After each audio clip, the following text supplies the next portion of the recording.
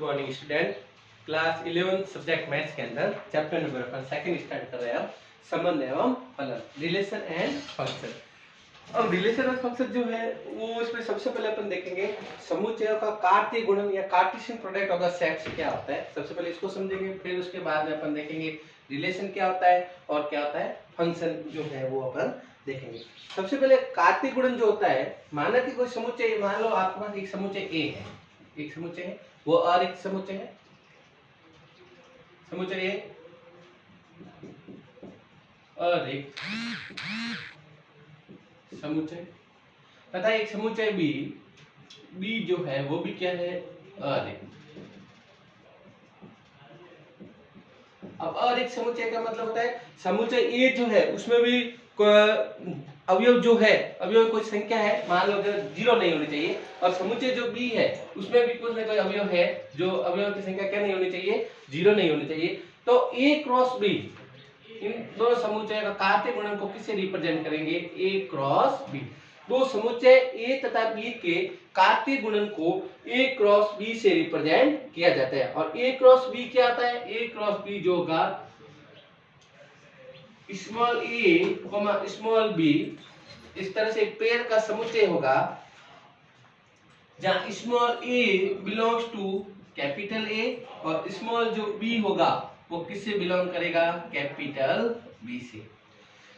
दो और एक समुच्चय ए तथा बी का कार्तीय गुणन को ए क्रॉस बी से रिप्रेजेंट किया जाता है तथा ए क्रॉस बी जो होता है एक क्रमित युग्मों वाला समुच्चय होता है, क्रमित युग्म, जिसमें ए आएगा और क्या आएगा, स्मॉल ए और स्मॉल बी आएगा, जिसमें स्मॉल ए तो किससे बिलोंग करता है, कैपिटल ए से, small a belongs to capital A, और स्मॉल जो बी होगा वो किससे बिलोंग करेगा, कैपिटल बी से। तो दो और एक समुच्चय ए तथा बी के कार्तीय गुणन को ए क्रॉस बी से प्रदर्शित किया जाता है तथा ए क्रॉस बी उन सभी क्रमिक युग्मों का समुच्चय है जिसमें प्रथम घटक, फर्स्ट एलिमेंट तो समुच्चय ए का पार्ट होगा, सेकंड एलिमेंट जो होगा वो समुच्चय किसका होगा, बी का पार्ट होगा। अब देखो अपन एग्जांपल से समझते हैं। जैसे मान लो मेरे पास एक समुच्चय है ए जिसके मेंबर मान लो 1 2 एंड 3 है तथा समुच्चय बी है उसके एलिमेंट मान लो स्मॉल p और क्या है, स्मॉल q। समुच्चय ए के अवयव 1 2 3 है और समुच्चय बी के अवयव क्या है, p q। अब आपको यदि कोई कहे ए क्रॉस बी फाइंड करो, इसका क्या निकालो, कार्तीय गुणन ए क्रॉस बी। अब ए क्रॉस बी क्या होगा, अब ए क्रॉस बी में इस तरह से मेंबर लिखना है, पहला एलिमेंट तो यहाँ से लोगे और दूसरा एलिमेंट क्या से, सेकंड से लोगे। तो सबसे पहले 1 और 1 के साथ मान आप क्या ले लेते हैं 1, p। दूसरा ले सकते हैं 1, q।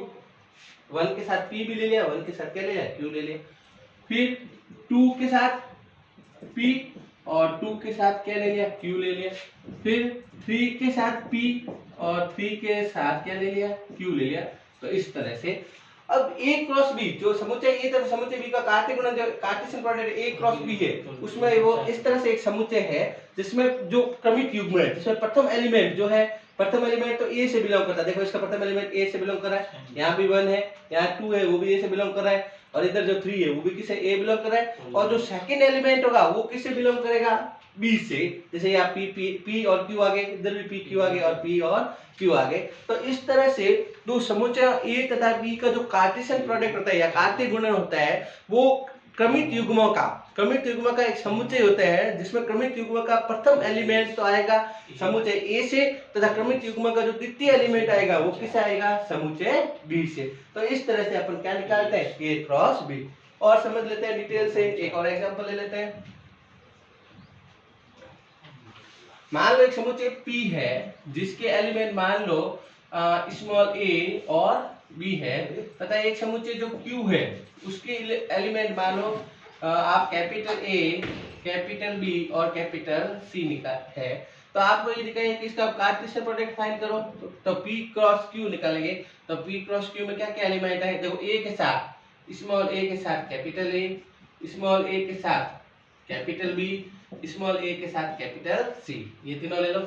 अब इसके बाद में स्मॉल b के साथ भी कैपिटल A, स्मॉल b के साथ कैपिटल B और स्मॉल जो b है उसके साथ क्या ले लोगे, कैपिटल C। तो इस तरह से प्रथम एलिमेंट जो क्रमिक युग्म का प्रथम एलिमेंट जो है वो तो किससे बिलोंग करना चाहिए, पी से बिलोंग करना चाहिए, और द्वितीय एलिमेंट है वो किससे बिलोंग करना चाहिए, क्यू से।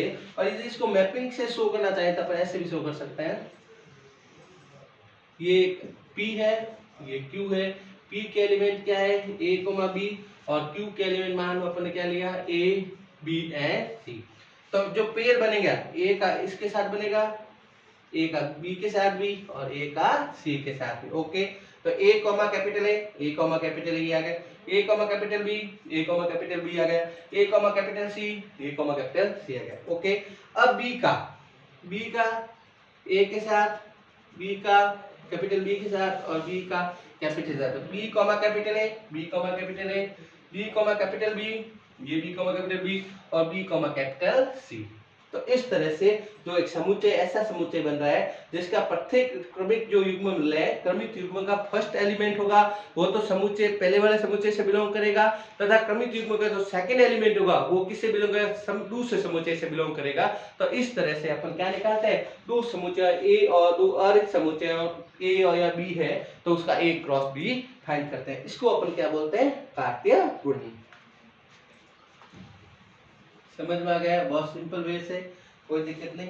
अब इसमें एक पॉइंट ध्यान रखना है, क्या क्या इंपॉर्टेंट पॉइंट। सबसे पहले दो क्रमिक युग्म समान होते हैं यदि और केवल यदि उनके संगत प्रथम घटक समान हो तथा संगत द्वितीय घटक भी समान हो। दो क्रमिक युग्म, मान लो एक क्रमिक युग्म ए क्रॉस बी है और दूसरा क्रमिक युग्म पी क्रॉस क्यू है।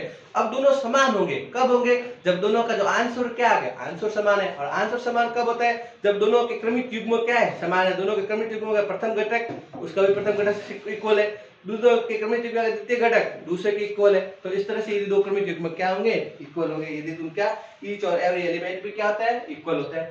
सेकंड पॉइंट नोट पे, यदि A में P अवयव तथा B में Q अवयव है तो A क्रॉस B में PQ अवयव होते हैं, अर्थात number of the A equal P, number of the B equal Q। तो number of A cross B उसमें क्या होगा, एलिमेंट कितने होंगे, नंबर ऑफ द PQ होगा। जैसे इस एग्जांपल में देखें आप, number of element in P, इस समुच्चय P में कितने अवयव है, 1 and 2, तो समुच्चय P में दो अवयव है। सेकंड, समुच्चय Q में कितने हुए हैं, number of the element in Q is equal to 3 है।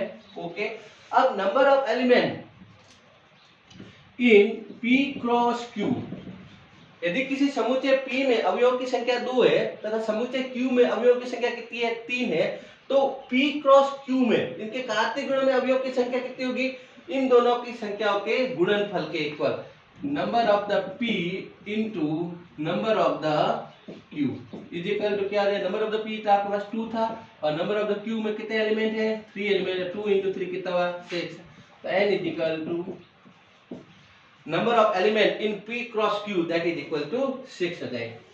ओके, यदि किसी समुच्चय में अवयव की संख्या मान लो आपके पास n है तो दूसरे अवयव की संख्या मान लो p है, तो दोनों का आपस में मल्टीप्लाई हो जाएगा, वही अवयव किस में आएंगे, p क्रॉस q में आएंगे। जैसे यहाँ पर 2 अवयव थे और यहाँ पर 3 अवयव थे, तो p क्रॉस q में 2 into 3 6 आएंगे, 6 अवयव मिलेंगे। जैसे इसमें देख लो 1 2 3 4 5 and 6, तो ये अपन को ध्यान रखना है। थर्ड में, यदि a तथा b अरिक्त समुच्चय है और a या b में कोई भी एक अपरिमित है तो A क्रॉस B भी क्या होगा, अपरिमित। यदि किसी दो समुच्चय दे रखा है, किसी समुच्चय A जो है उसमें अवयव की संख्या मान लो अपरिमित है, इनफाइनाइट है, और दूसरे समुच्चय में मान लो परिमित है, तो अब यदि किसी भी समुच्चय A में यदि अपरिमित है तो A क्रॉस B में भी अवयव की संख्या क्या होगी, अपरिमित या इनफाइनाइट होगी। ओके, इसके बाद में A क्रॉस A यदि तीन अवयव का गुणा कर लेते हैं, A क्रॉस A, ये तो क्या दो समुच्चयों का गुणन था, और यदि 3 समुच्चय का गुणन करें A क्रॉस A तो उसके जो समुच्चय बनेगा उसमें क्या होगा, एक पेयर बनेगा जिसमें स्मॉल a b c कितने एलिमेंट आ जाएंगे, 3 एलिमेंट आ जाएंगे। जहाँ a b c तो समुच्चय तीनों एक ही है, तो a b c 3 से किससे बिलोंग करेंगे, where small a small b small c किससे बिलोंग करेगा, कैपिटल A से। तो यहाँ पर 3 अवयव का क्या हो रहा है, गुणन हो रहा है, तो उसके जो समुच्चय के क्रमिक युग्म मिलेगा उसमें भी कितने एलिमेंट मिलेंगे, 3 एलिमेंट मिलेंगे। और यहाँ क्योंकि A क्रॉस A है, वापस A से है, तो ये A B C किससे बिलोंग करेंगे, कैपिटल A से। तो बहुत सिंपल वे है, में इसको क्या बोलते हैं, ये जो त्रिक गुणन, क्योंकि 3 अवयवों का गुणन है इसलिए इसको क्या बोलेंगे, त्रिक गुणन। ठीक है, तो वापस रिपीट कर देता हूँ। तो समुच्चयों का कार्तीय गुणन, यदि कोई समुच्चय A है तथा दूसरा समुच्चय B है तो उनके कार्तीय गुणन को A क्रॉस B से रिप्रेजेंट करते हैं। जो क्या होता है, एक क्रमिक युग्मों का समुच्चय होता है जिसमें क्रमिक युग्मों के जैसे A, B स्मॉल एक पेयर के रूप में आएंगे, और पेयर का प्रथम अवयव तो समुच्चय प्रथम समुच्चय से बिलोंग करेगा तथा द्वितीय अवयव जो होगा वो द्वितीय समुच्चय से बिलोंग करेगा। ठीक है, तो उसको अपन क्या बोलते हैं, कार्टेशियन प्रोडक्ट और द कार्तीय गुणन।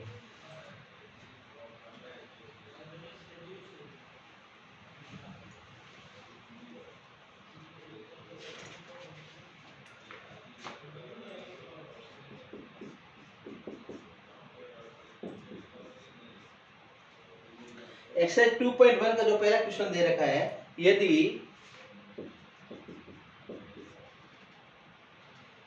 x upon 3 plus 1 y minus 2 upon 3 is equal to 5/3 1 upon 3, तो x और y ज्ञात कीजिए। Find x and y। आपको दो क्रमिक त्रिकोण, जैसे ये पेयर दे रखा है, ये जो पेयर है वो किसके इक्वल है, इसके इक्वल है, तो आपको x की और y की वैल्यू फाइंड करनी। अब ये पेयर जब इसके इक्वल है तो इसका प्रथम एलिमेंट और इसका प्रथम एलिमेंट भी क्या होगा, इक्वल होगा। Imply that x plus 3 plus 1, x plus 3 plus 1 वो तो किसके इक्वल हो जाएगा, 5/3 के, और y माइनस 2 अपॉन 3 जो किसके इक्वल हो जाएगा, 1 अपॉन 3 को। इसको सॉल्व करके अपन x और y की वैल्यू निकाल लेंगे।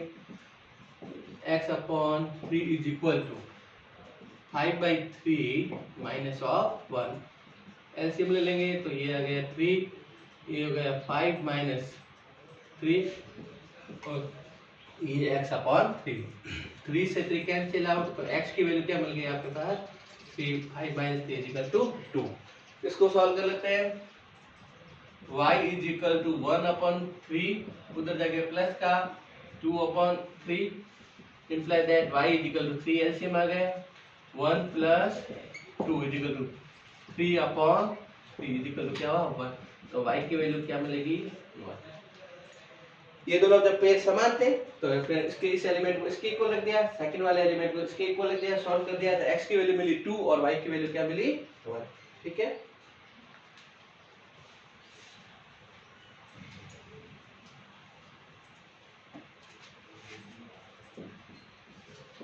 क्वेश्चन सेकंड में गिवन है, यदि समुच्चय A में 3 अवयव है तथा समुच्चय B में 3 4 5 मतलब वो भी 3 एलिमेंट है, तो A क्रॉस B में अवयवों की संख्या ज्ञात कीजिए।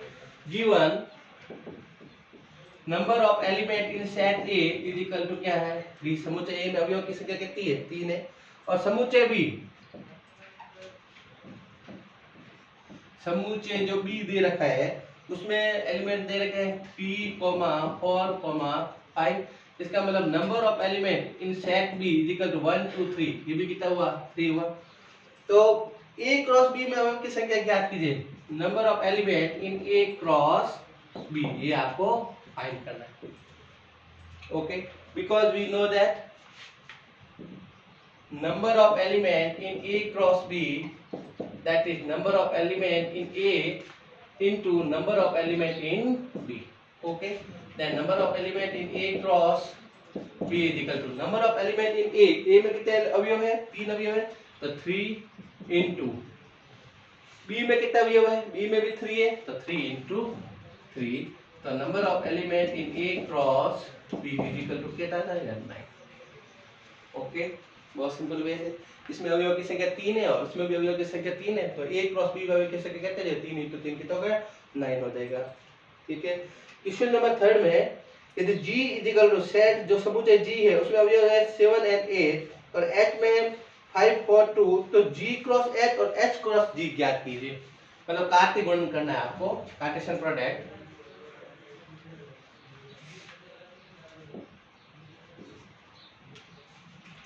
यदि G is equal to set G उसमें एलिमेंट है 7,8 और समुच्चय जो H है उसमें अवयव गिवन है आपके 5,4,2 5,4,2 तो G क्रॉस H तो ये फाइंड करना है। दूसरा फाइंड करना है H क्रॉस G।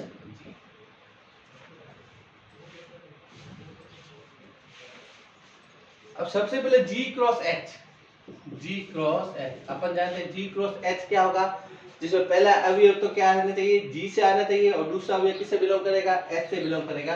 तो इसके स्पेयर तो बनेंगे आपके, देखो एक तो 7 का 5 के साथ ले लो 7,5, दूसरा 7 का 4 के साथ 7,4 और 7 का 2 के साथ। इस एलिमेंट 7 का इन तीनों के साथ ले लो 7,5, 7,4 और 7,2।